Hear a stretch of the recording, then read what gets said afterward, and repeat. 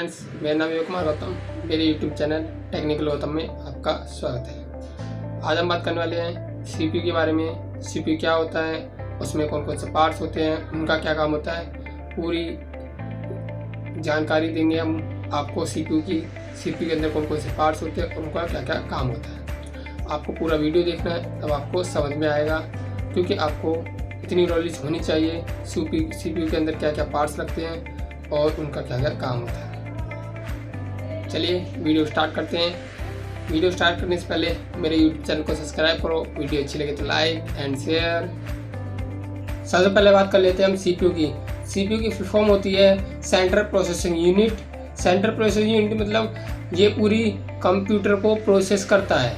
इसकी सारी processing computer की सीपीयू के अंदर ही होती है। सारा काम सीपीयू का ही होता है और सीपीयू ही सारी प्रोसेसिंग करता है और सारी वर्क करता है।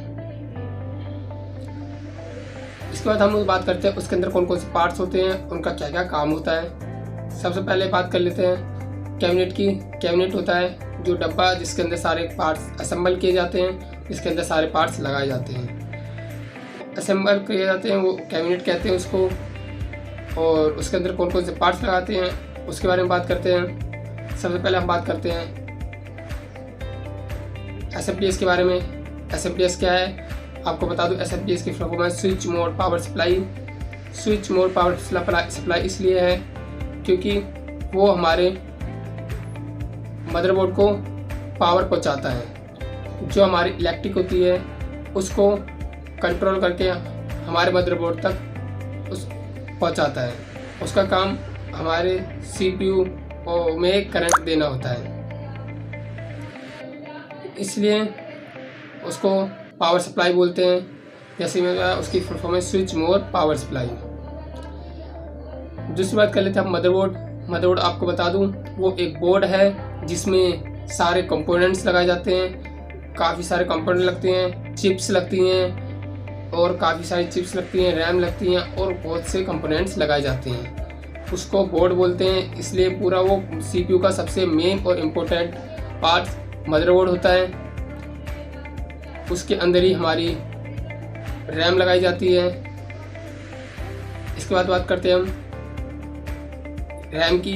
रैम क्या होती है आपको बता दूं। रैम एक तरीके की चिप होती है कार्ड की जैसी, जिससे हमारा कंप्यूटर वर्क करता है और हमारी डिस्प्ले दिखाती है। रैम का काम होता है स्पीड और डिस्प्ले दिखाना। रैम का यही काम होता है स्पीड और डिस्प्ले दिखाना। जितनी अच्छी हम रैम लगाएंगे, जैसे हम लगाते हैं 2 GB 4 GB 8 GB, वो हमारी स्पीड डिपेंड करती है। जितनी अच्छी लगाएंगे तो हमारी स्पीड कंप्यूटर की अच्छी आती है। उसके बाद हम बात करते हैं हार्ड डिस्क के बारे में। हार्ड डिस्क आपको बता दूं वो हमारी सेकेंडरी मेमोरी होती है, जिसमें हम अपना डाटा सेव करके रखते हैं। हार्ड डिस्क पूरे कंप्यूटर का डाटा कवर करके रखती है। सारा कंप्यूटर का डाटा हार्ड डिस्क के अंदर ही होता है। हार्ड डिस्क हमारा डाटा स्टोर करने वाली डिवाइस है। उसका काम सिर्फ हमारे डाटा को स्टोर करके रखने का होता है।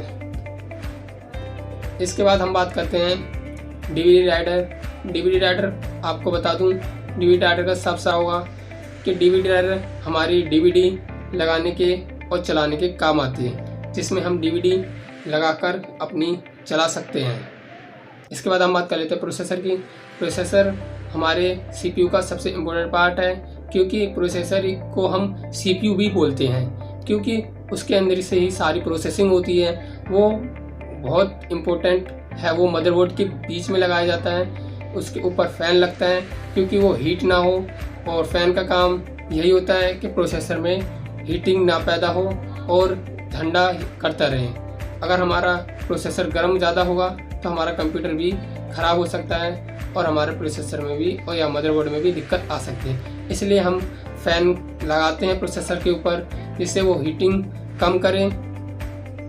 और प्रोसेसर में आपको बता दूं प्रोसेसर का काम हमारे पूरे सीपीयू की प्रोसेसिंग करना होता है। मैंने जैसे बताया प्रोसेसर को हम सीपीयू भी बोलते हैं। इसके बाद हम बात करते हैं ग्राफिक कार्ड की।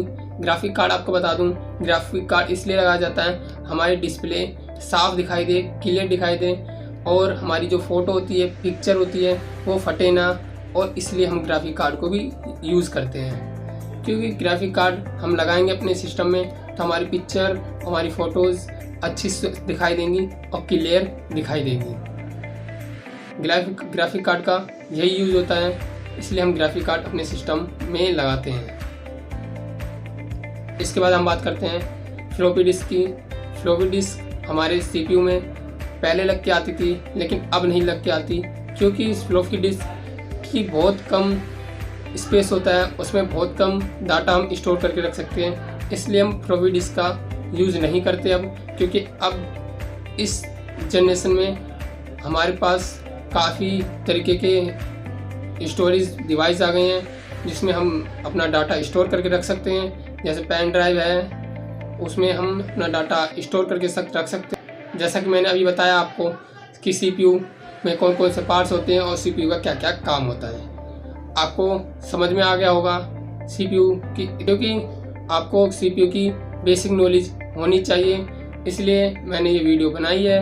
आपको सीपीयू की थोड़ी जानकारी होनी चाहिए। तो आपको वीडियो अच्छी लगी हो तो मेरे यूट्यूब चैनल को सब्सक्राइब करो, वीडियो अच्छी लगी हो तो लाइक करो एंड शेयर करो।